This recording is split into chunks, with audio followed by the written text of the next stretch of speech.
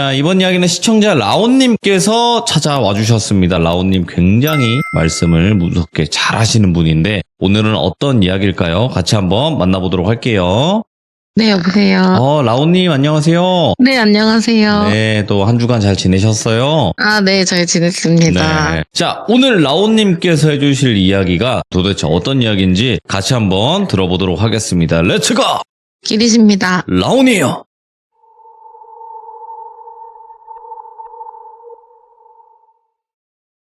이 얘기는 일어난 지는 한 10년 정도 되긴 했는데 제가 지금까지도 조금 악몽을 간혹 꿀 정도로 저한테 있어서는 아마 제 인생에서 거의 최악의 경험이었다고 해도 될 만한 어이구. 현실적인 일이거든요.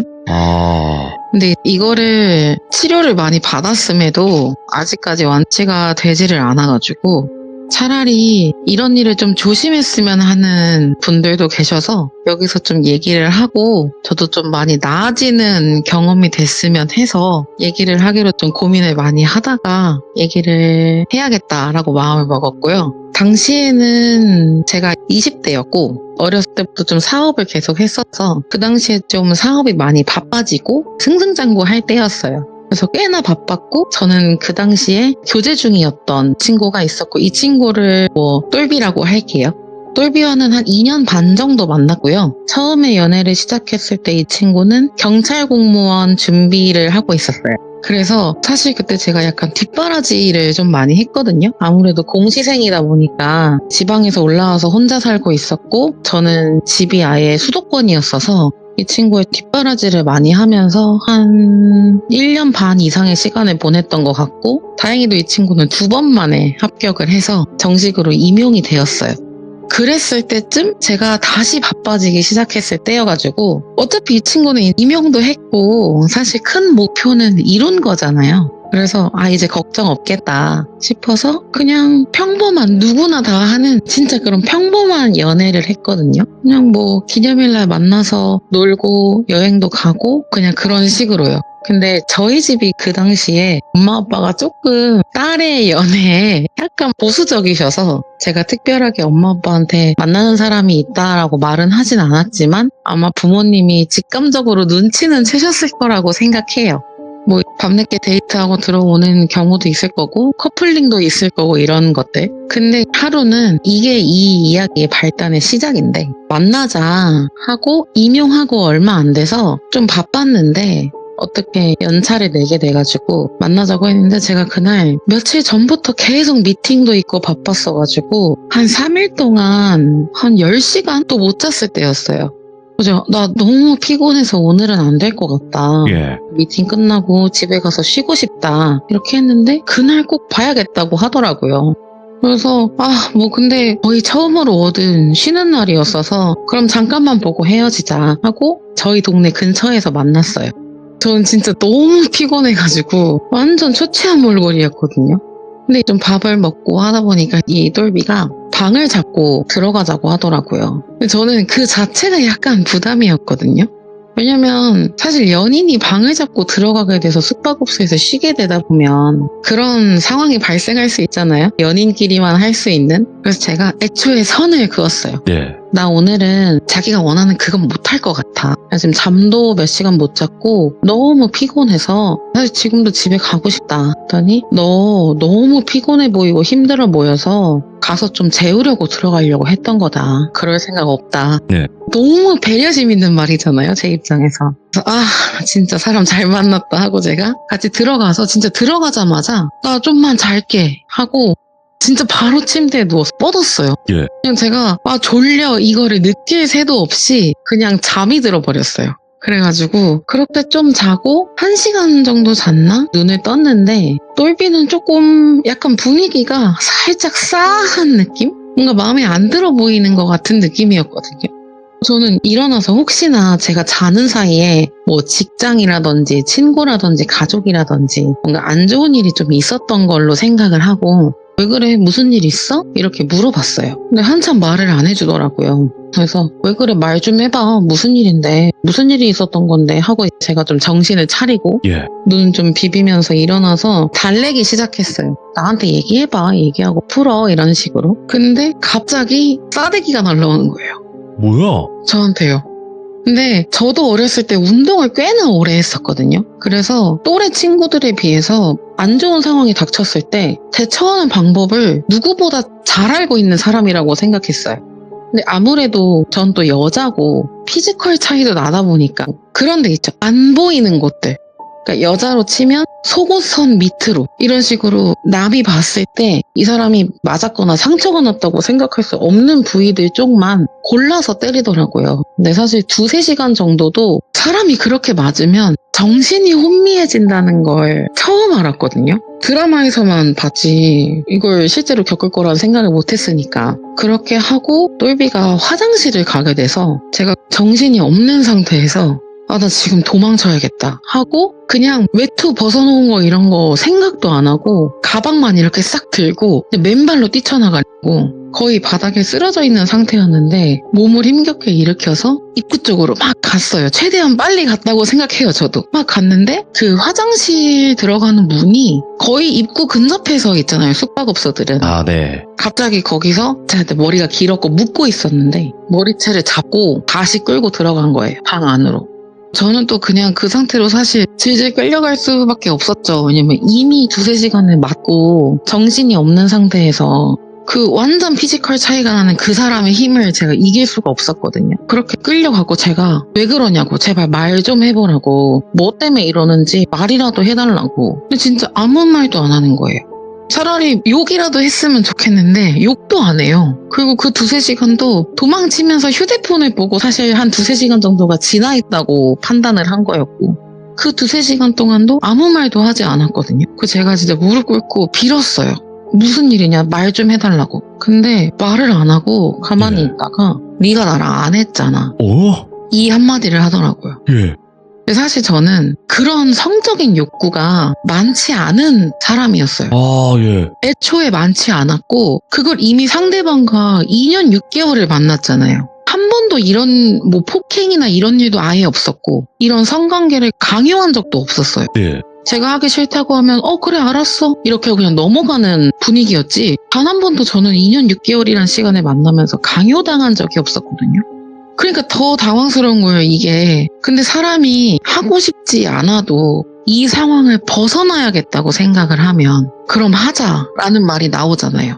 왜냐면 그게 만약에 진짜 안 한 게 문제라면 하면 끝나는구나 이렇게 생각이 들잖아요. 그러면 내가 어쨌든 지금 상황에선 벗어날 수 있겠고. 그래서 그게 문제였냐? 그럼 말을 하지 그랬냐? 하자 이렇게 됐어요. 예. 근데 이 친구가 아니 이제 하고 싶지 않아졌어 이렇게 된 거예요. 그럼 제 입장에서는 다행이라고 생각이 들잖아요. 아, 좀 화가 풀렸구나 했는데 그 말이 끝나고 나서 또 한 3시간 정도를 거의 밟혔어요. 아까는 손으로 때렸다면 이제는 진짜 발로 걷어차이고 밟히고 지금 얘기하면서 좀 그 당시 생각이 나고 살짝 소름이 돋는데 그렇게 약간 무자비하는 거죠, 쉽게 말하면. 그렇게 또 시간이 좀 흘렀어요. 계속 쉬지 않고. 그리고 그 똘비라는 친구는 숙박업소 방바닥에 쓰러져 있는 절 두고 정신은 있었거든요. 기절은 안 했는데 쓰러져 있는 절 두고 그냥 갔어요. 그냥 숙박업소를 나간 거예요. 그 제가 여기 더 있으면 안 될 것 같다는 생각이 드니까 최대한 멀쩡한 모습으로 나가야겠다라고 생각해서 주섬주섬 옷을 입고 나가게 돼요. 예. 예를 들어 숙박업소에 들어왔을 때가 뭐 1시였다고 치면 나올 때 되니까 거의 8시 정도가 되는 거예요. 밤 8시. 시간이 꽤나 흘렀죠. 그래서 어쨌든 저희 동네랑 가까웠으니까 우선은 집에 가서 씻지도 못하고 들어 누웠어요. 네. 그래서 그렇게 한 6시간 정도를 맞다 보니까 할 수 있는 게 없더라고요. 그래서 우선은 엄마한테도 약간 몸살 기운이 있는 것 같아 이렇게 하고 그냥 들어 누웠는데 다음날에 제가 친구들하고 만날 일이 하나가 있었어요. 이 친구들은 아무래도 제가 운동을 했었다 보니까 군인 친구들이었거든요. 여군. 친구들이 군대 그때 많이 갔었어가지고 하루 같이 아예 휴가를 내고 나와서 놀자 이렇게 약속을 했었어가지고 그때도 여지없이 그 약속을 하려고 그 당시에 왜 파티룸 같은 거 있잖아요. 뭐 포켓볼 다이도 있고 노래방 기계도 있는 그런 파티룸 그런 데를 미리 예약을 해놨었단 말이에요. 그리고 저는 친구들이 걱정할까봐 아무렇지 않게 가가지고 막 놀다가 이 친구들이 중학교 때부터 친구들이어가지고 진짜 거리낌이었거든요. 야, 잠깐만 나 옷 좀 갈아입고 하고 제가 아무 생각 없이 옷을 벗은 거예요. 근데 뒤돌아서 제가 옷을 갈아입겠다고 티셔츠를 벗었는데 그 친구 중에 한 명이 잠깐만 멈춰 이렇게 얘기를 하더라고요. 근데 순간 저도 아차 싶었어요. 왜냐면 저도 사실 그때 집에 들어가서 거의 기절하듯 잠만 자고 약속을 나가려고 일어나서 씻을 거 아니에요. 자갈 준비를 하려고. 그때 본 제 몸은 상반신이 다 거의 보라색이었거든요. 멍 때문에. 그러니까 제가 순간 그걸 생각 못하고 너무 서스러운 친구들이니까 옷 좀 갈아입을게 하고 벗었는데 친구들이 보게 된 거죠. 등이고 앞이고 다. 그러니까 이제 애들이 둘러앉아서 신고하자. 왜 그랬느냐 물어보더라고요, 우선. 제가 좀 힘겹게 그 당시 상황을 다 얘기를 해줬어요.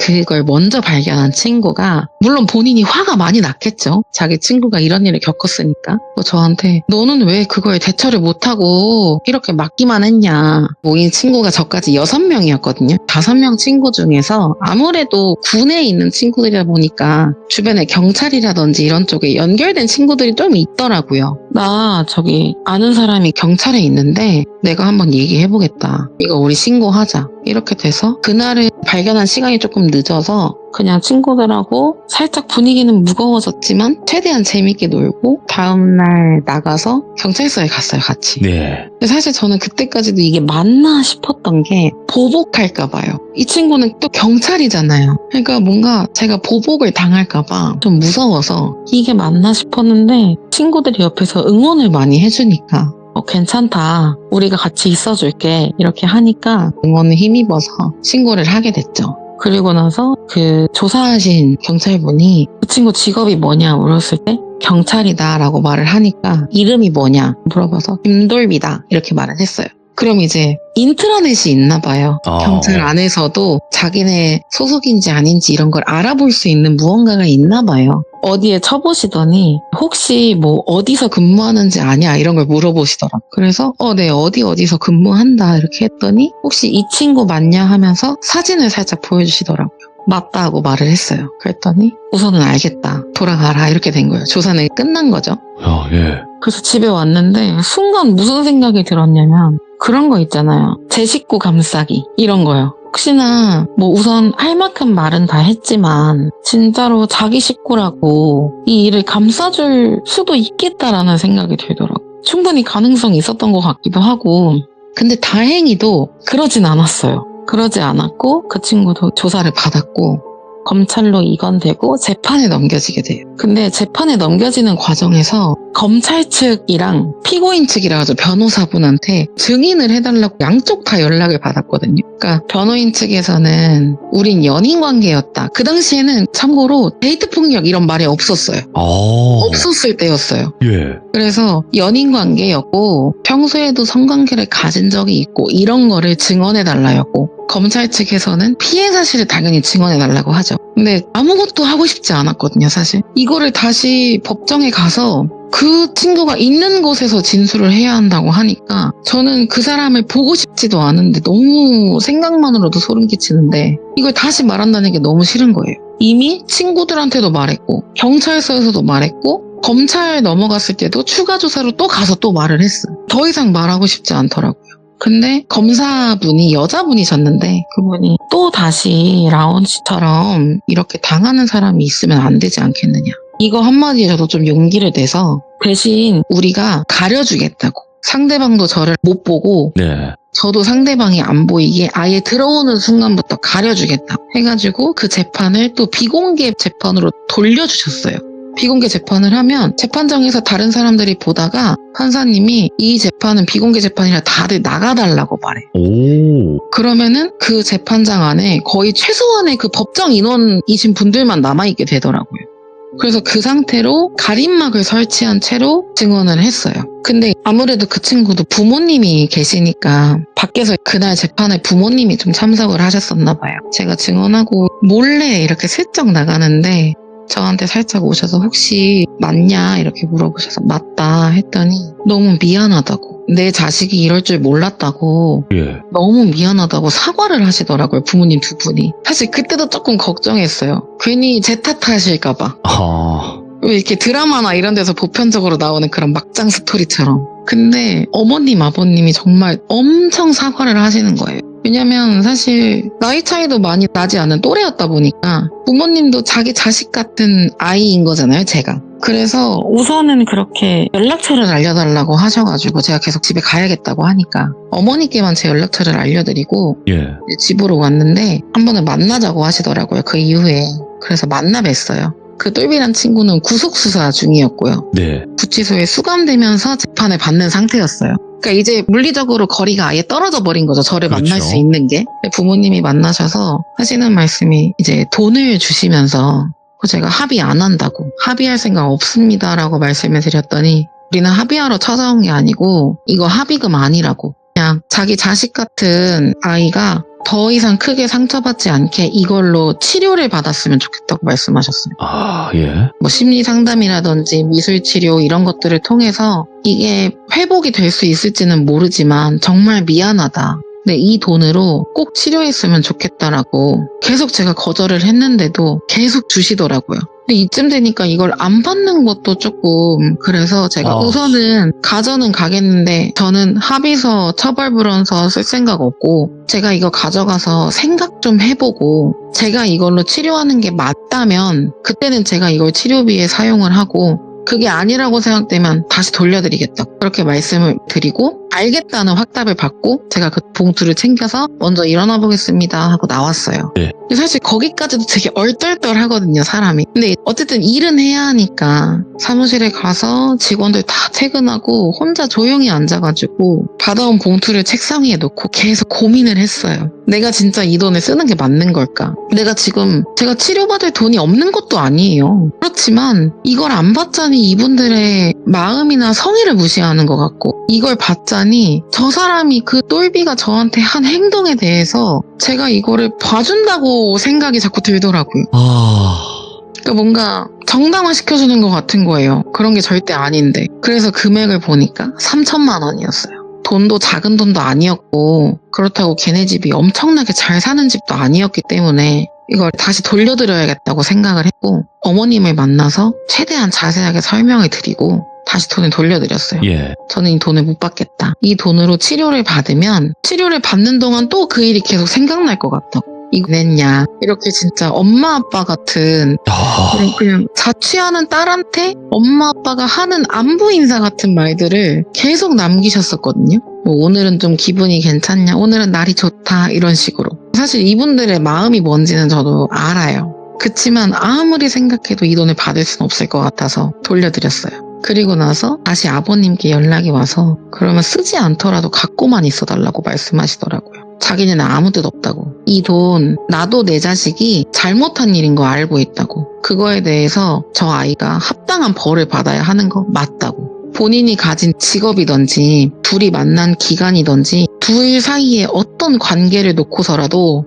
이거는 합리화되지 않는 일인 거 자기도 알고 있다고. 그러니까 쓰지 않더라도 받아만 달라고 하시더라고요. 그래서 결국에는 아버님이 거의 한 달 이상을 설득을 하셨고 그러면 갖고는 있겠다라고 말하고 정말 갖고만 있었어요. 아, 예. 받아와서 사무실 그냥 잠궈놓는 서랍 한 켠에 그냥 넣어놓고 아예 안 쳐다봤어요. 그리고 나서 재판이 계속되고 1심 선고날이 왔는데 안 갔거든요. 궁금은 했지만 가고 싶진 않았어요. 근데 가야겠더라고요. 예. 그래서 결국에는 어찌저찌 갔는데 판사분도 여자분이셨거든요, 그때. 네. 그분이 말씀을 하시더라고요. 그때는 데이트 폭력이라는 건 없었지만 교제하는 신뢰도가 깊은 연인 사이에서 이런 일이 발생한 건 참으로 비극이라고 생각한다. 그리고 피해를 입은 피해자분도 그때 뭐라고 하셨는지 표현이 잘 기억은 안 나는데 쉽게 얘기하면 한참 막 뛰어놀고 꽃을 피울 그런 예쁜 나이에 이런 일로 인한 큰 트라우마를 얻게 된 것도 안타깝게 생각한다고. 근데 이게 지금은 데이트 폭력이나 교제 중에 있는 폭력이나 그런 거에 대해서 처벌 수위가 엄청 높아졌잖아요. 그때는 그저 그냥 폭행이었어요. 아, 단순 폭행으로만. 네, 그쵸. 네. 데이트하는 연인 간에 이런 법률 규제가 아예 없었다 보니까. 그래서 그 당시에 사실 지금 생각하면 너무 작은 형을 받았어요. 2년 6개월 아, 예. 정도 받았거든요. 근데 이 친구가 형이 너무 많다고 항소를 했고요. 저는 그 2심 재판은 하나도 가질 않았어요. 네. 그 기간에 당연히 합의서 같은 것도 안 써줬고. 근데 어쨌든 제가 돈을 받았고 이게 생각보다 꽤 오래 걸렸거든요. 재판하는 기간이 꽤 걸리더라고요. 이게 뭐 그냥 한두 달 갖고 되는 게 아니더라고요. 6개월 이상이 그냥 걸리는데 그 6개월 정도라고 보면 그 시간 동안 어머니 아버지는 거의 매일 안부를 물어주셨고 치료는 받았냐 이런 것도 물어봐 주시고 저희 동네 근처에 좋은 심리상담센터 같은 거 그런 평이 좋은 데 있으면 링크도 보내주시면서 여기 괜찮다더라. 여기도 괜찮고 뭐 어느 병원 이 교수님도 괜찮다더라. 이런 식으로 엄청 챙겨주셨어요. 근데 이 마음을 제가 그냥 무시할 수가 없더라고요. 아이고. 그래서 그 친구 면회를 한번 가기로 마음을 먹어요. 어차피 10분이라고 하더라고요. 그래서 면회 신청을 하고 접견이라고 하더라고요. 접견을 갔어요. 저는 그냥 차분하게 어머니 아버지가 널 위해서 이렇게 해주시는데 나는 그럴 생각은 없다. 이런 식으로 그냥 말하고 10분 다 채우지 않고 나오려고 했어요. 네. 제가 할 말만 딱 하고. 근데 저를 딱 보면서 하는 말이 너 우리 엄마 아빠한테 돈 받았더라. 이렇게 얘기를 하더라고요. 예? 그러니까 뭐 부모님은 당연히 얘기를 하셨겠죠. 그 친구 치료비로 어쩌고저쩌고 이런 식으로. 근데 그 얘기를 하는데 머릿속에 생각하고 정리했던 그 몇 주간의 말들이 다 사라지는 거예요. 그래서 제가 제정신이니? 처음으로 화를 냈어요. 제가 2년 6개월 정도 만나면서도 거의 화를 낸 적이 없거든요. 제정신이니? 네가 부모님 생각하면 그런 말이 나오니? 그분들이 얼마나 힘들게 모으고 버신 그 돈일 텐데 네가 지금 너 거기서 반성 하나도 안 하고 있구나 이렇게 말을 했는데 아니 뭐 약간 이런 식으로 하면서 그러면 돈 받았으니까 합의서 좀 써줘. 그때는 2심 진행 중이었거든요. 예. 그래서 이렇게 말도 안 나오길래 아 너랑은 더 이상 대화할 가치가 없는 것 같다. 나는 너 만나서 그동안 부모님이 나한테 해주셨던 그런 모든 마음들을 너한테 편하게 얘기를 하고 네가 진짜 미안하다고 사과하면 적어도 합의서를 써주는 것 자체를 생각이라도 해보려고 했다고. 그동안 알았던 시간이 있으니까. 근데 너는 진짜 안 되겠다고. 그렇게 하고 딱 나가려고 먼저 나갈게 하고 일어났는데 그 돈 어디다 썼냐? 이러더라고요.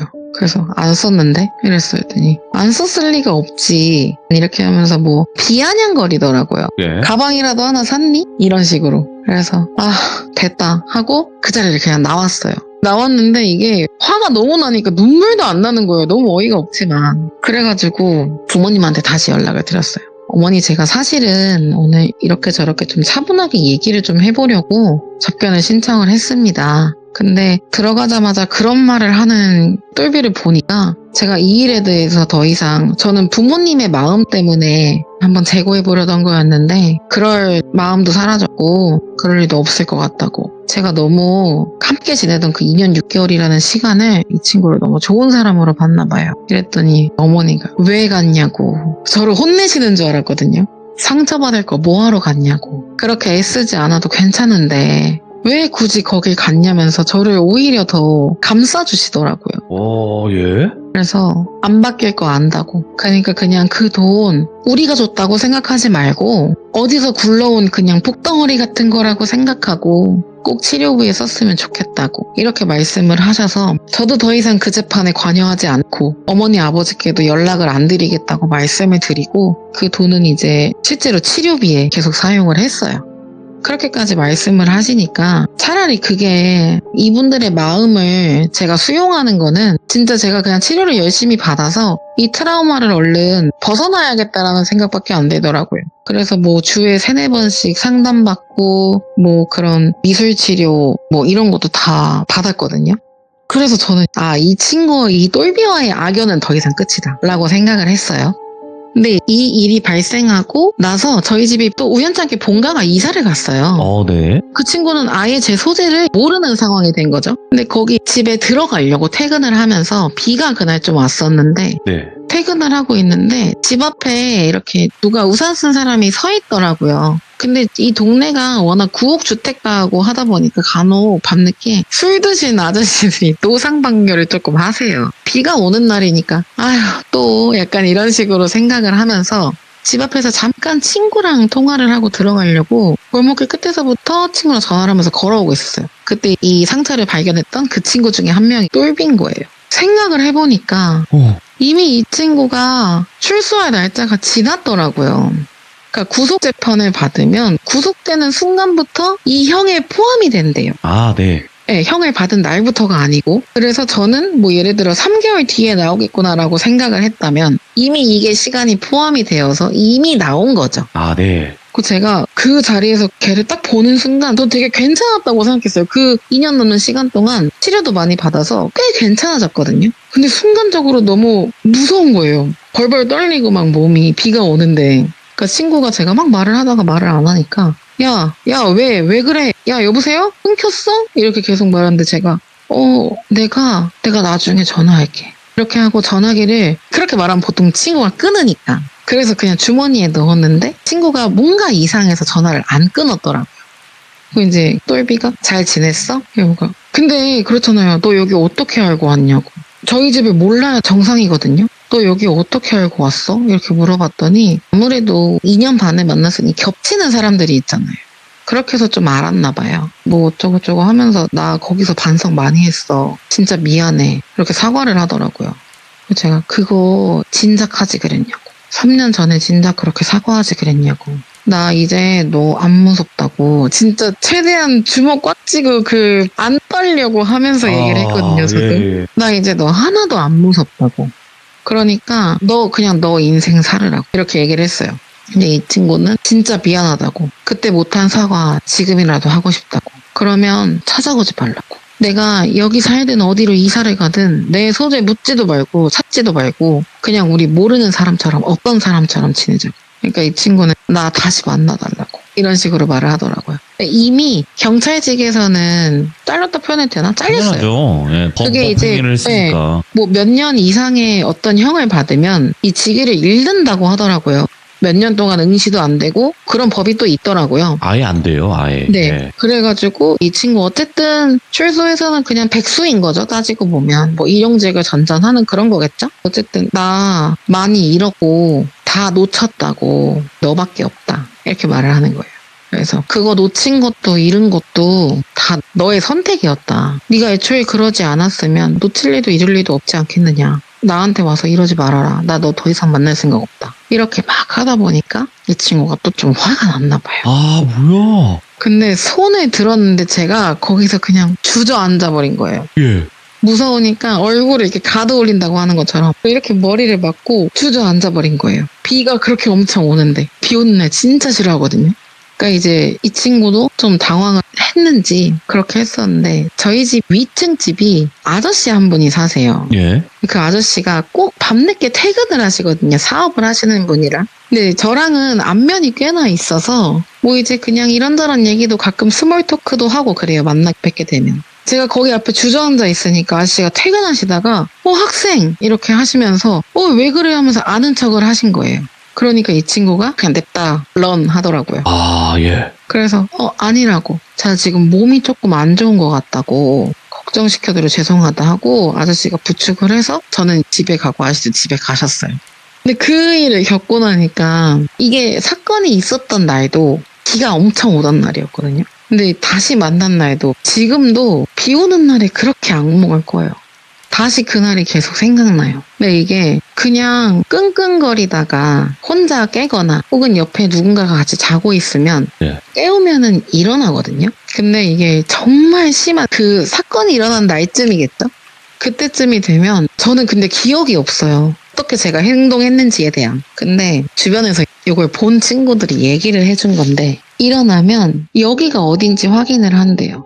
네. 지금 내가 자고 있는 곳이 어디인지. 그러면서 저기 앞에 누가 있는 것 같다고 말을 하고 엄청 불안에 떨어 한대요. 그럼 친구들이 좀 달래주려고 일로 와 하면서 뭐 등을 토닥인다든지 안아준다든지 진정을 시켜야 하잖아요. 그러면 제가 막 손을 뿌리치면서 하지 말라고 미안하다고 그렇게 막 한대요. 울면서. 근데 또 거기서 끝나면 다행인데 또 심할 때는 이 침대에서 자고 있을 거 아니에요. 침대랑 멀리 도망을 가거나 아니면 침대 끝에 이불을 뒤집어 쓰고 벌벌 떨면서 울고 있거나 그렇게 대치 상태가 계속 되는 거죠. 그러면은 달래려고 했던 친구들은 달래지도 못하고 가까이도 못 가고 어떻게 해야 하나 싶고 그리고 난 시간이 좀 지나서 제가 여기가 어딘지 파악이 되고 내가 지금 왜 이러고 있는지 파악이 되면 상대방이 누군지 인식을 하려고 또 누구야? 이렇게 물어본대요. 그러면 맞다고 나 보라고 나 뭐 돌비야 이렇게 말하면 그때 조금 이제 안정을 찾고 아이고야. 다시 네. 잔다고 하더라고요. 지금도 아직까지도 그 악몽이 진행 중이거든요. 네.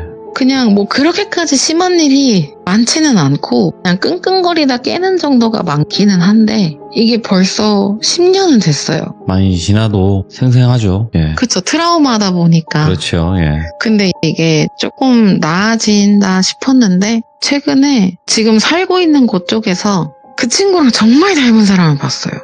그 사람이 아니라 닮은 사람인 건가요? 저는 그 사람이라 확신해요. 왜냐면 제가 잠깐 나갔다가 예. 보게 된 거였는데 이 동네에 사는 느낌이 아니었어요. 그냥 뭔가 이 동네에 잠깐 놀러 온 느낌? 예. 근데 여기가 조금만 더 나가면 뭐 시내들도 있으니까 아무래도 뭐 노래방이나 이런 것들도 있을 거 아니에요. 술집이나 이런 게. 그러니까 그냥 잠깐 놀러 온 듯한 느낌의 복장이었어요. 예. 저는 반대로 거의 잠옷 추리닝 이런 느낌이었고 근데 뭔가 이상한 거예요. 뭔가 제가 보기에는 그 사람이에요.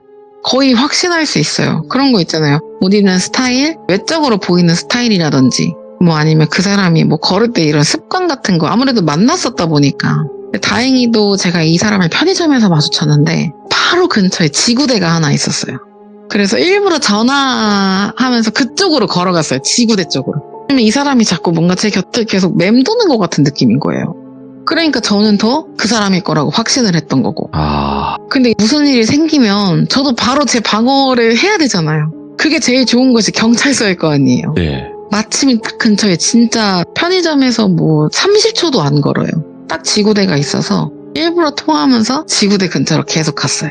계속 가서 그냥 지구대 근처에서 전화를 계속 하고 있으니까 이 사람이 그냥 가더라고요. 이게 비교적 최근이거든요. 진짜 몇 달 안 됐어요. 한 두세 달 정도밖에 안 됐어요. 네. 그래서 어쨌든 그날 이렇게 비 오는 날 마주친 이후에는 그런 폭행을 당하거나 그럴 만한 크긴 해요. 좀 안타깝긴 한데 이거를 저번에도 제가 아는 언니 얘기를 했을 때 이거를 돌비님이 그러셨잖아요. 말한 거 자체가 정말 큰 용기라고. 그럼요. 저도 사실 이거를 아직도 이거 저희 엄마 아빠 모르세요.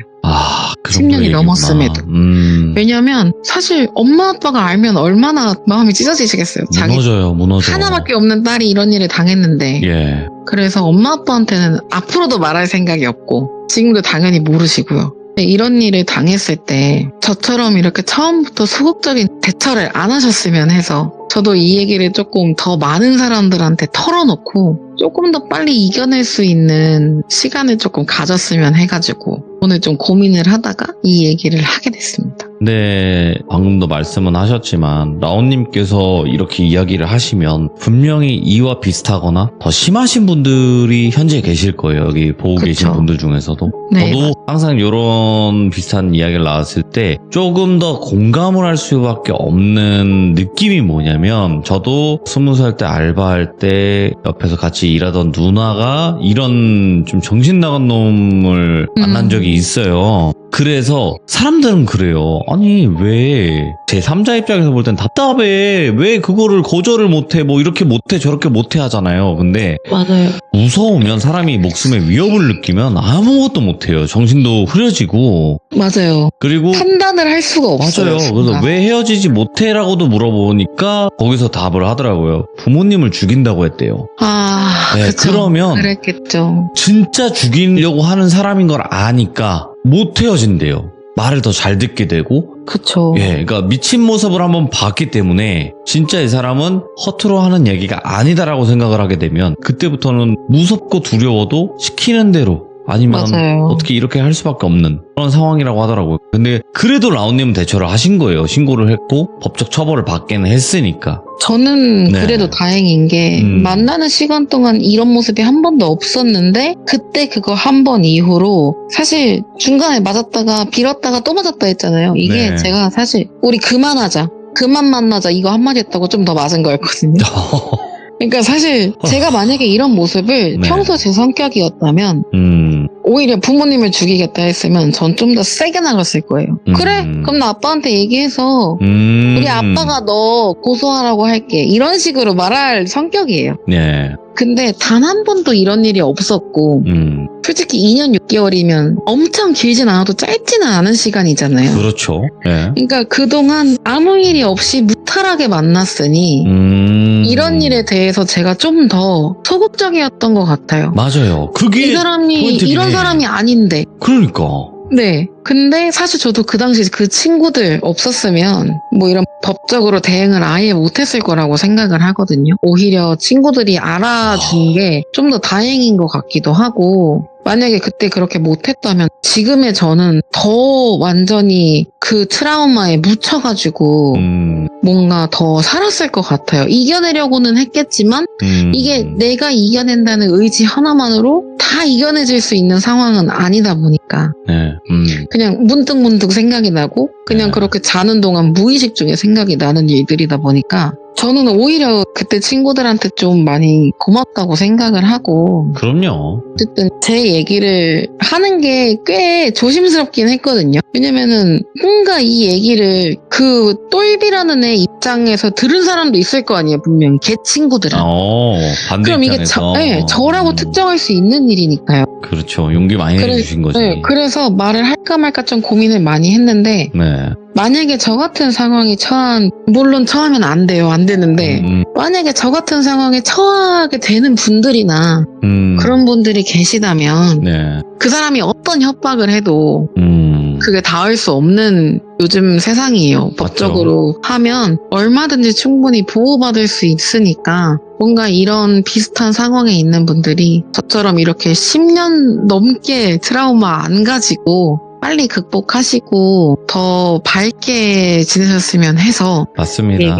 얘기를 하기로 결정을 한 거였고요. 아이고, 담담하게 이렇게 이야기하시지만 그때 당시가 생각이 나서 많이 더 트라우마가 생각이 나고 그럼에도 불구하고 이야기를 끝까지 잘 마무리해 주셔서 다시 한번 감사드리고 라온님께서 오늘 해주신 이야기 자체는 정말 지금 요즘 현대인들이 더 조심해야 되는 부분이 아닐까라고 생각을 합니다. 아이고, 오늘 용기 내주셔서 감사드립니다, 라온님. 네, 감사합니다. 네, 고맙습니다. 네. 다시 한번 마지막으로 말씀을 드립니다. 일단은 그 당시에 직업이 경찰이었을 뿐이지 경찰분들이 나쁘다, 이상하다 이런 의미가 전혀 아닙니다. 경찰이건 어떤 직업이든 간에 분명히 나쁜 놈들은 존재합니다. 그 사이에서 그걸로 받아들여 주시면 될 것 같고요. 그리고 피해자는 죄가 없습니다. 여러분들 피해를 당하신 분들을 비하하거나 더 욕을 한다거나 그런 몰상식한 일은 없었으면 좋겠습니다. 시청해주신 모든 분들 항상 조심하시기 바라겠습니다. 감사합니다.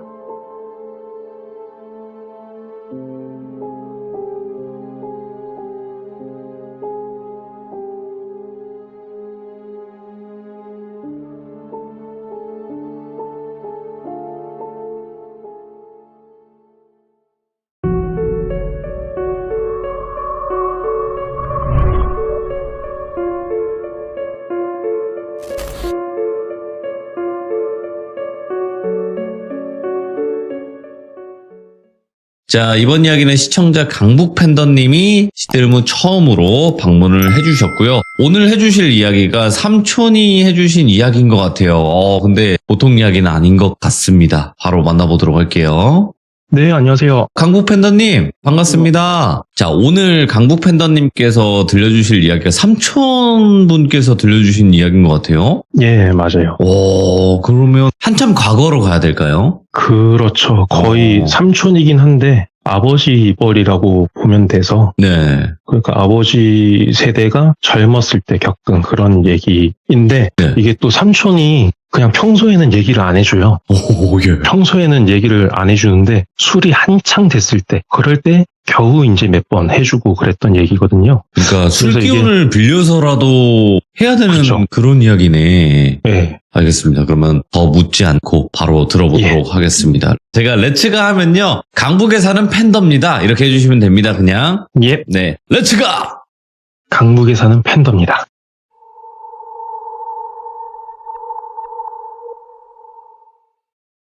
이 이야기는 90% 정도는 선명하게 기억이 나요. 근데 나머지는 들은 지 좀 오래돼서 가물가물하다는 점, 그리고 제가 고향이 포항이거든요. 그리고 삼촌이 저보다 한 세대는 더 옛날 사람이니까 정말 진한 사투리로 얘기를 들었었어요. 그러다 보니까 하다가 저도 모르게 사투리가 좀 나올 수도 있다는 점 양해를 드리고 시작하겠습니다. 포항에서는 삼촌을 아재라고 했어요. 아재야 뭐 이렇게 하는데, 이게 아재 그러면은 너무 많은 사람들이 돌아보니까 앞에 지칭을 하기 위해서 살고 있는 지역을 붙입니다. 그래서 지금 주인공인 아재는 신광이라는 저희 선산이 있는 지역이 있거든요. 거기서 살고 있어서 신광아재 그랬는데, 진짜 전형적인 경상도 테토남이에요. 완전 무뚝뚝하고 말도 없고 막 행동도 좀 거친데 노약자는 또 잘 챙겨줘요. 그래서 어릴 때 아재집에 많이 놀러를 갔거든요. 왜냐면 가면은 막 산기슭에 곤충도 많고 동물도 많고 막 계곡에서 물고기 잡고, 또 잔소리를 안 했어요.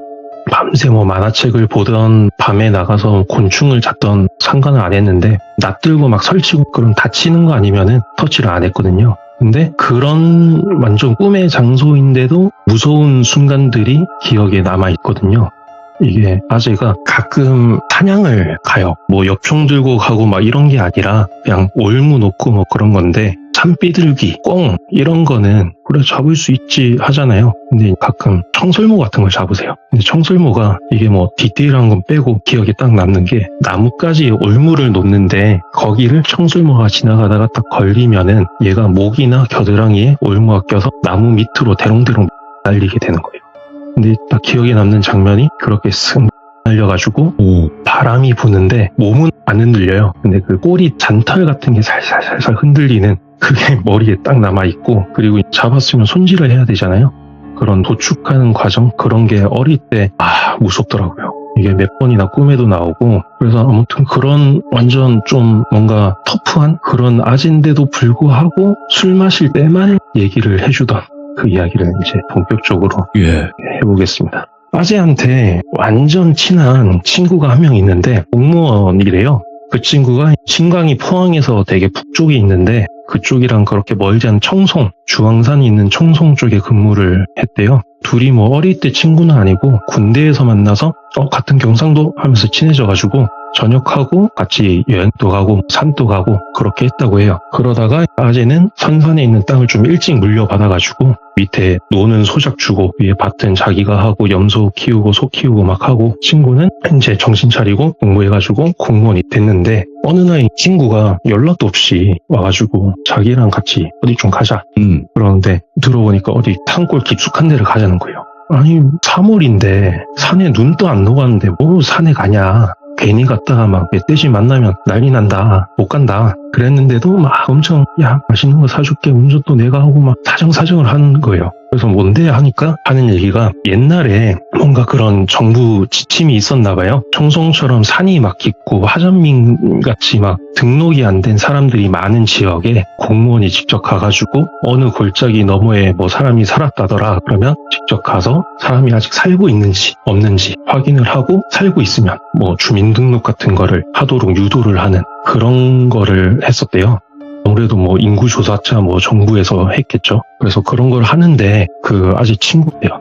아무튼 그렇게 엄청 일찍 힘겹게 출발을 해서 그 길이 깔려있는 마지막 마을에 도착을 한 게 점심때쯤 도착을 했다고 해요. 옛날에는 그 공무원의 힘이 좀 셌다고 하잖아요. 그래서 친구가 막 공무원 친구 힘 보여줄게 하면서 이장집으로 딱 갔는데, 가서 밥도 먹여주고 막 할게 했는데, 한참을 이장님한테 시달리다가 겨우 밥이랑 국 한 그릇에 김치 하나 딱 이렇게 받고 그 마을 얘기를 물어봤대요. 저기 마을 뒤에 골짜기 넘어서 좀 올라가면 사람 살았다는데 아직도 사람 삽니까? 그러니까 이장님이 옛날부터 나오는 사람도 없고 가는 사람도 없었다. 해봤자 뭐 약초 캐러 몇 명 갔지, 왔다 갔다 했지. 깊숙이는 안 들어간다. 뭐 지금 뭐 가봤자 사람도 없는데 가지 말고 여기서 뭐 놀다 가라. 그러는 거를 겨우겨우 빠져나와서 출발을 하는데 마을 뒤쪽에 있는 길이 옛날 인도길이라고 그러잖아요. 아스팔트는 물론이고 콘크리트도 안 깔려있는 그런 흙길인데 이게 골짜기 오른쪽에는 볕이 네. 잘 들어서 밭이 쫙 늘어섰는데 왼쪽에는 아주 한겨울처럼 눈이 좀 많이 쌓여 있었대요. 오. 그리고 길은 볕이 있는 오른쪽 편에 있어서 진창길이라서 조심조심 운전을 해가지고 고개 위로 탁 올라가니까 완전 첩첩산중인 거예요. 길도 상태도 안 좋고 거의 있는 둥 마는 둥 하는 길이어서 그래서 둘이서 그냥 별다른 말 없이 한숨만 푹 쉬고 짐을 챙겼대요. 배낭 메고 출발을 하는데 사실 출발할 때는 기분이 좋았대요. 이게 왜냐면 3월 중이니까 날씨는 좀 쌀쌀한데 한 2, 3시 정도니까 햇볕은 따뜻하잖아요. 바람은 시원하게 느껴지고 그래서 뭐 좋은데 하면서 출발을 했는데 야, 이 고개 넘으면 보이겠지. 없어요. 또 저 고개 넘으면 있겠지. 없어요. 계속 그렇게 몇 시간을 걷다가 높은 고개 하나 딱 올라가니까 해 떨어지기 전에 저기 밑에 마을이 보이더래요.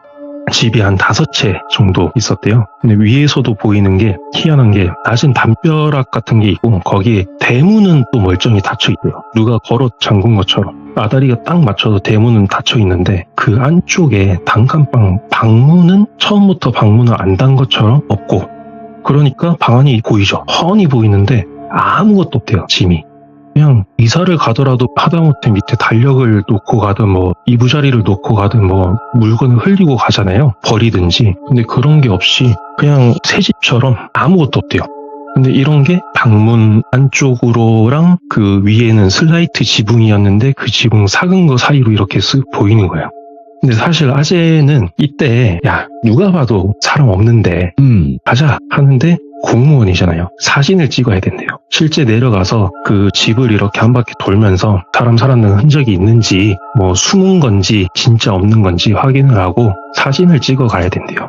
한참을 걸어서 내려가서 보니까 이게 느낌이 너무 다른 게 딱 내려가서 보니까 위에서 본 것처럼 담 넘어서 보이는 집안이 아무것도 없고 살림잡기 하나도 없고 햇볕 아래에 있는데 밝은 냉동창고에 있는 것처럼 햇빛에도 뭔가 서늘한 느낌이 확 들더래요.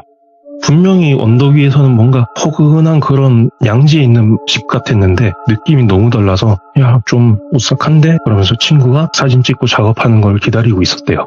그러면서 옆을 쓱 보니까 골짜기에 집이 있다 그랬잖아요. 오른쪽 빗아래 왼쪽을 보니까 저기 언덕 살짝 위에 뭔가 사당처럼 기와집 한 칸이 딱 있더래요. 그리고 웃긴 게 기와집으로 올라가는 길에 골짜기 제일 밑에 자그마한 또랑이 하나 있고 그 옆에 당수나무같이 큰 나무가 하나가 딱 있더래요.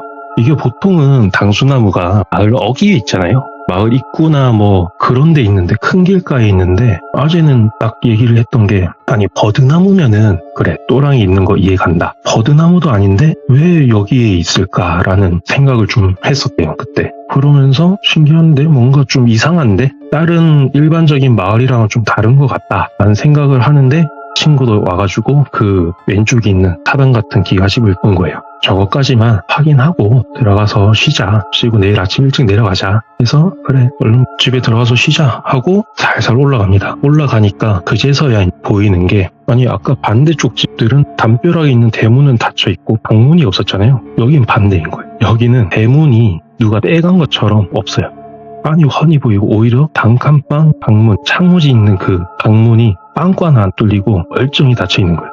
왜 이렇게 다르지? 하면서 친구가 한 바퀴 돌고 사진 찍고 이렇게 하는데 이제 해가 싹 졌어요. 이게 기와집에서 쭉 그늘이 이어졌잖아요. 깨울까지. 이게 그늘이 스물스물 차올라가지고 양지에 있던 그 집들이 한 칸 한 칸 그늘로 잠기는 것처럼 스물스물 그늘이 끝까지 산머리까지 탁 찼대요. 그러면서 그쪽 집들에서 바람이 싹 불어오기 시작했답니다. 이러면서 친구랑 뭔가 쫓기듯이 도망치듯이 대문 안으로 딱 들어가가지고 방문을 열고 일단 들어갔대요. 뭔가 좀 이상한데 그러면서 들어가서 보니까 이게 해가 넘어가도 빛이 있잖아요. 햇빛이 방명이라 그러죠. 그걸로 보니까 뚜렷하진 않은데 어렴풋이 형체가 보이는 게 딱 문 열자마자 건너편에 벽에 해진 두루마기 같은 게 뭔가 좀 낡은 느낌의 두루마기 같은 게 걸려 있었고 다른 벽에는 병풍이 하나 있고 그 밑에 밥상이 있었대요. 작은 소반에 뭐 밥그릇 같은 게 좀 있었고 그 다음에 그 옆에 촛대가 있었고 그리고 피곤하고 뭔가 그냥 나가는 것보다 방 안에 있는 게 좋은 것 같다 하고 그냥 있기로 했대요. 근데 이제 바람이 많이 부는지 멀리서부터 탁탁탁탁탁탁 하면서 그 왜 겨울에 산에 가시면은 나뭇가지들끼리 막 바람에 부딪히는 소리 있죠. 그런 게 계속 들리는 거예요. 아, 겨울 밤이니까 아직 바람이 세구나 골짜기기도 하고 그러고 있는데 소리가 계속 바람 타고 빨리 기슭에서부터 쑥 탁탁탁탁탁 하면서 집 뒤까지 싹 지나가고 계속 그러는 가운데 친구랑 졸다 깨다를 반복한 거예요. 이게 웃긴 게 그 배낭에 버너랑 물이랑 라면이랑 뭐 술도 있고 침낭도 있었대요. 근데 이런 거 꺼내지도 않고 그냥 생각도 못하고 그냥 배낭 끌어안고 벽에 기대서 멍하니 졸다 깨다 하다가 아재가 어느 순간 눈이 싹 떠졌대요. 뭔가 이상한데? 하면서 이렇게 보니까 예? 방 안으로 이제 달빛이 살짝 들어오니까 이상은 없어요. 변한 건 없고 옆에 친구는 있나 하고 보니까 잘 자고 있어요. 뭐 아무것도 없는데 뭐 이상한 거 없는데 하는 순간 조용히 친구를 깨웠대요. 야 빨리 일어나.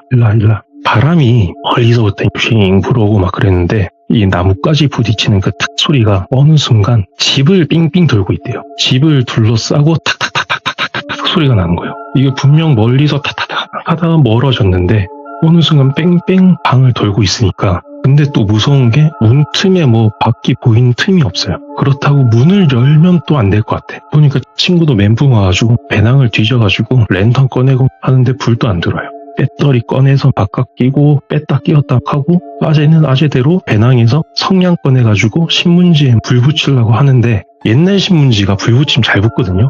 한번 붙이면 화르륵 하면서 불이 위로 확 솟구쳤다가 잔잔하게 싹 붙는데 이게 화르륵 붙었다가 누가 쏙 빨아 당긴 것처럼 반대로 싹 꺼지더래요. 붙일 때마다. 친구는 랜턴 두들기고 있고 아재는 신문지 구겨다가 비볐다가 하면서 막 불 붙이려고 난리치는데 소리가 점점 가까워진. 처음에는 대문 밖에 담벼락 도는 느낌이었는데 이제는 담벼락 타고 넘어온 것처럼 방을 도는 것처럼 가까워졌대요. 예. 이게 너무 가까이서 탁탁탁 소리가 너무 많이 들리니까 멀미가 날 지경까지 된 거예요. 그제서야 그래 병풍 밑에 촛대 하나 있었다 생각이 딱 나가지고 촛대로 가서 불을 켭니다. 불을 켜니까 이때는 소리가 안 들렸대요. 촛불에 불 붙는 순간이 진짜 조만한 막 흔들리지도 않는 촛불이 하나 딱 펴졌대요. 근데 이때 소리가 안 들린 이유가 방 안 풍경이 상상이랑 너무 달랐대요. 이게 아까는 흐리게 봤으니까 뭐 형체는 보였는데 뭔지 몰랐잖아요. 불이 있으니까 거기에 보이는 게 아까 밥상인 줄 알았는데 이게 오칠돼 있는 제사상이었대요. 그리고 병풍이 이게 누런 종이에 병풍 전체가 부적인 것처럼 누런 종이에 붉은 물감으로 막 한자 같은 거랑 그림 같은 거랑 돼 있고 그리고 더 압권이 천장에 부적이 가득 있었대요. 부적이 겹쳐지듯이 이렇게 탁탁탁 붙여놨는데 여기저기 그을린 것처럼 꼬뭇꼬뭇하게 돼 있고 그거를 말없이 이렇게 멍하니 보고 있는데 와씨 이런 데 있었네 막 이러면서 보고 있는데 탁탁탁 이 두드리는 소리가 방문까지 온 거예요. 그리고 점점 퍼져서 벽이었는데 이제는 천장이랑 바닥까지 두들기는 소리가 나는 거예요. 부딪히는 소리가. 그리고 진동까지 울리고 이게 발밑에서 누가 이렇게 얇은 발바닥 밑에 신발장을 두드리는 것처럼 진동이 나니까 멘붕이 돼가지고 순간 촛대를 놓쳤대요. 촛대가 바닥에 떨어졌는데 웃긴 게 아까 거의 일어나서 장판 같은 게 없어서 흙바닥이었는데도 불구하고 기름 뿌린 것처럼 사방으로 불이 확 번졌대요. 순식간에. 병풍은 녹은 것처럼 순식간에 그냥 싹 사라지고 웃긴 거는 벽에 있던 도포자락 이것만 슬로우 건 것처럼 느긋하게 천천히 타올라서 싹 사라지고 그리고 방문에 불이 붙어가지고 밖이 보여야 되는데 보름이니까 불도 있겠다. 대문이나 뭐 담벼락이 보여야 되는데 검은 화면처럼 아무것도 안 보이더래. 방문 밖이. 근데 앞에 뭔가 있는 것 같다. 근데 고민할 틈도 없이 방에 불이 붙었으니까 니들 있으면 타 죽는데 어쩔 수 없이 친구랑 배낭을 딱 안고 물에 다이빙 하듯이 그렇게 문으로 몸을 던졌는데 마당으로 딱 떨어졌대요. 떨어져서 보니까 집 전체를 둘러싸서 불길이 이렇게 확 오르고 있는데 그거를 회오리처럼 바람이 감싸고 있으니까 불이 불기둥처럼 이렇게 위로만 올라가고 있었어요. 그러면서 주변이 보이잖아요. 그렇게 높이 불빛이 있으니까. 이게 담벼락은 언젠지 모르게 허물어져 있고, 그리고 담벼락이랑 집 사이에 자그마한 그런 마당 잡초 사이로 온갖 동물들의 그 흰 뼈들이 붉은 불빛에 막 어른거렸대요. 이게 뭐 사람 뼈인지 동물 뼈인지 모를 커다란 막 다리뼈 같은 거에서부터 돌인 줄 알았는데 쥐인지 새 두개골 같은 것도 있고, 뱀뼈는 밧줄처럼 여기저기 널려져 있고, 이런 풍경을 불길을 그 둘러싼 바람 소리에 맞춰서 뻗어 서로 부딪히면서 탁탁탁탁 소리도 나고, 이게 너무 현실이 아닌 것 같은 그 느낌이 확 들었대요. 꿈인가? 그래서 친구랑 소리도 못 지르고 무조건 도망쳐야 된다 싶어서 배낭 끌어안고 미친 듯이 불을 등지고 계속 뛰었대요. 아니 뭐 그 한 칸인데 뭘 그렇게 태울 게 많은지 계속 미친 듯이 뛰는데도 오랫동안 불길이 이렇게 길을 좀 비쳤대요. 머리끝까지 숨이 막 차오르는데 그래도 막 돌아보면 안 될 것 같고 잡힐 것 같고 막 뛰다 보니까 어느 순간 눈앞이 확 뚫린 거예요. 산 능선까지 다 올라온 거예요. 앞에 보니까 앞은 또 보름달이니까 달 밝은 하늘 아래서 바람 한 점 없는 그런 고요한 겨울 능선 길이었대요. 뭐지 꿈인가 싶어서 무심코 올라왔던 길을 쓱 돌아보니까 맨 처음에 보이던 게 반대쪽 능선이 보이고 그 바로 밑에 집들이 보였대요. 아까 집 5채. 보름이라서 대문에 있는 문이 하나하나, 담벼락에 있는 돌 몇 개, 뭐 이런 것까지 보일 정도로 엄청 밝은데 방 안은 아무것도 안 보였대요. 어떤 집은 천장이 사가서 무너져가지고 방 안에 달빛이 비출 법도 한데 그냥 껌껌하게 검은 화면처럼 아무것도 안 보이고, 그리고 기와집 쪽으로 보니까 불길이랑 뭐 만약에 불이 꺼졌으면 연기라도 보여야 되는데 연기도 없고, 보이는 건 폭삭 무너진 기와집이랑 당수나무도 멀쩡한 게 아니라 숫자국만 남았대요. 그러면서 기와집 무너진 자리를 계속 보는데 불길은 진짜 하나도 안 보이고, 오히려 그 무너진 자재 틈 사이로 아까 방문 안이 안 보인 것처럼 검은색 그냥 어둠이 꽉 차 있었대요. 아니 달이 밝으니까 그래도 조금씩 보여야 되는데 그냥 검은 화면처럼 누가 막은 것처럼 껌껌한 거를 자기도 모르게 계속 눈에 힘주고 보고 있었대요. 그러는 순간 다시 바람 소리가 시작됩니다. 탁탁탁탁탁탁탁 하는 게 다시 불어오기 시작한 거예요. 그리고 그때 아재가 느낀 게 순간 뭐랑 눈이 마주친 것 같아요. 보이진 않는데 분명 나도 봤고 뭔가도 날 봤다 싶어서 바로 옆에서 지도 찾는다고 뒤지고 배낭 찾고 있는 친구 바로 목덜미 잡고 다시 무작정 능선을 달리기 시작했대요. 처음에 친구는 그냥 미쳤나 그러는데 나중에 친구도 소리 들었는지 얘기를 해야 되는데, 이게 감사합니다 보다 뭔가 죽다 살아나서 그런지 불평과 하소연이 나오려고 하는 거예요. 그냥 토해내고 싶은데 감정을 정신 차리고 겨우겨우 감사하다, 우리는 어디 사는 아무개인데 이러이러한 사정이 있어서 혹시 하룻밤만 자다 가도 되냐 이렇게 여쭤봤는데 뭔가 스님이 입을 싹 가리시더래요. 그러니까 뭔가 무건수행 중이셨나 봐요. 그래서 말을 이렇게 안 된다 하는 신용을 하시고 암자 안으로 이렇게 들어오라는 듯이 손짓을 하셨대요. 그래서 친구랑 같이 정신 차리고 보니까 배낭을 매지도 않고 계속 안고 왔다는 거를 다 알고 배낭도 놓고 복장이랑 손이랑 여기저기 끓긴 거 투성이에 흙투성이라서 대충 복장 정리하고 짐도 정리하는데, 그때까지 친구랑 뭐 괜찮냐 이런 말도 안 하고 그냥 보긴 보는데 말없이 그렇게 정리를 하고 암자로 딱 들어가니까 작은 불상 앞에 불경을 이렇게 앉아 읽어주시는 스님이 있고 한켠에 이부자리가 깔려 있었대요. 그래서 감사합니다 인사하고 자려고 누웠는데 아재가 엄청 답답해하면서 얘기했어요. 이때 아니 그 쪼매난 촛불 아래서 불경 넘기는 종이 바스락거리는 소리만 들으니까 다시 막 생각이 나더라고요. 아까 있었던 게. 아니 차라리 뭐 불경을 외거나 목탁 소리가 나거나 이랬으면은 그래도 절이니까 좀 안전하겠다, 뭔가 못 오겠다 이런 생각이 들겠는데 그런 게 없으니까 점점 숨도 가빠지고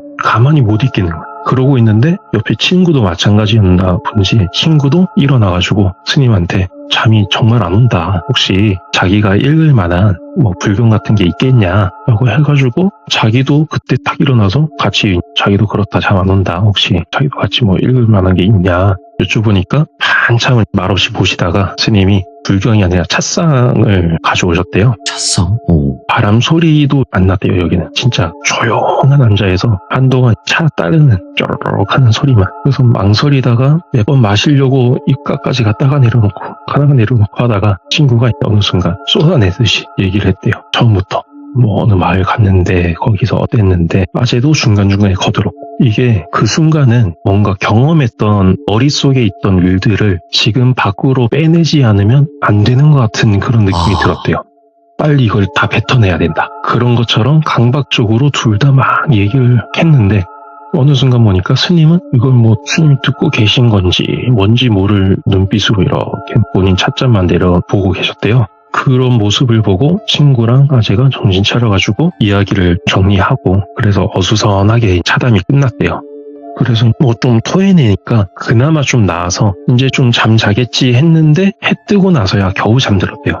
그러고 목탁 소리랑 향냄새에 딱 깨가지고 앞에 이렇게 절하시고 하시는 스님한테 방해되지 않게 조용히 잠자리 정리하고 뒷모습에 합장을 하고 하산길에 나섰대요. 암자에서 또 거기서도 엄청 산골짜기여서 굽이굽이 몇 시간을 내려와가지고 겨우 어딘지도 모를 마을에 도착해서 거기서 하루에 몇 대 없다는 버스 겨우 타가지고 청순까지 도착을 해서 그 친구는 말도 없이 아재는 그냥 도착하자마자 포항으로 가는 버스를 그냥 바로 잡아서 도망치듯이 왔대요. 잘 가라 이런 안부 인사 그런 거 없이 그냥 서로. 그러고 나중에야 친구가 다음 날에 가서 찾아왔다고 들었는데 아무튼 아재는 집으로 왔는데 그 다음부터도 되게 오래 힘들었대요. 해만 딱 떨어지면은 바람만 불면 나뭇가지 타닥 소리는 어디든지 들리는 거니까 그 소리만 나면 그날 밤이 계속 생각이 났던 거예요. 근데 그게 친구도 비슷했는지 몇 달 동안 서로 연락을 아무도 안 해요. 이게 둘 중에 누가 이거를 얘기를 하면은 아직 뭔가가 따라올 것 같은 여기로 그런 느낌이 들었대요. 아재는. 그러다가 또 시간이 좀 지나서 지인의 행사에서 또 우연히 마주쳤대요. 거의 반년 정도 만에. 그래서 술도 마셨겠다 뜸들이다가 그날의 얘기를 처음부터 슬슬 얘기를 하는데 얘기하다 보니까 스님이 되게 감사한데 안부 인사라도 전하자. 그게 사람된 돌이 아니겠냐 해가지고 친구랑 차 몇 봉지랑 뭐 주전부리 좀 사가지고 마을로 갔대요. 그래서 그 마을에서 다시 거꾸로 내려온 길은 대충 낮에 내려왔으니까 아니까 올라가서 바위 있는 봉우리 밑에 앉아 있었으니까 그거 찾아가자 하고 아무리 찾는데도 몇 시간을 헤매는데도 없어. 그 바위 봉우리조차 안 보이더래요. 와. 아니 이게 분명히 바위 봉우리 밑에 불빛이 있었고 헷갈릴 수가 없는 게 거의 흙봉우리인데 거기만 큰 바위가 있고 그 밑에 암자가 있었고 스님한테 물도 얻어 마시고 거기서 인사하고 잠도 자고 차도 마셨는데 막 헤매는 가운데 해도 슬슬 넘어가는 거예요. 그러는 순간 또 그날이 또 스물스물 생각이 나더래요. 둘 다 또 말없이 바로 달리듯이 마을로 내려갔어요. 내려가니까 뭐 그런 외지인이 잘 없는 마을인데 둘이 막 아침 일찍 올라갔다가 늦게 내려오니까 지나가다가 본 어르신이 뒤에 약속했냐고. 아니 우리는 여기 절 암자 찾으러 왔다. 여기 스님한테 신세를 좀 져가지고 차랑 이런 거 드리려고 왔다. 그러니까 여기 뒤에 아무것도 없다고. 요 뒷산은 암자고 뭐 절이고 하다못해 기도터도 없다. 자기가 평생 요 동네 살았는데 한 번도 목탁 소리 한 번 들은 적이 없다고 얘기를 하시는 거예요. 이거 아닌데? 분명히 우리 둘이 같이 경험한 건데. 그러니까. 그러고 그날처럼 둘 다 또 말없이 각자 그냥 집으로 바로 돌아왔대요. 그러고 나서 아재랑 친구 연락이 또 자연스럽게 멀어지고 경조사 때나 간간히 보는데 보긴 해도 그때 얘기는 안 하고 서로 의식적으로. 그러다가 나중에서야 아재가 그날 이야기를 혼자 떠올릴 수 있을 때 그때 혼자서 다시 찾으러 갔대요. 그 암자를. 오. 10번 또 넘게 갔대요. 나중에는 그 마을에 민박 잡고 막 아침에 올라갔다 내려오고 막 그렇게 헤맸는데도 결국 못 찾고 이게 이해가 안 됐다고 하는 게 진짜 미스테리하다. 아니 산이니까 산길이 진짜 막 올라갈 때 다르고 내려올 때 다르거든요. 그러니까 못 찾는다 쳐도 포인트가 되는 그 돌 봉우리 이거는 형태가 변할 수는 없잖아요. 절대 안 변하죠. 근데 이거조차 없는 거예요. 그래서 그렇게 막 여러 해가 또 지나가서 이제야 그 친구랑 술안주 삼아서 다시 얘기를 또 했대요. 그러면서 처음부터 서로 기억 맞춰보면서 얘기하다가 어느 순간 이상한데 싶었던 게 서로 기억이 달랐대요. 아재는 분명히 암자에 도착해서 스님이 냉수 한 바가지 주셨고 무건수행 하신 것처럼 말 한마디 안 하셨고 조용히 계속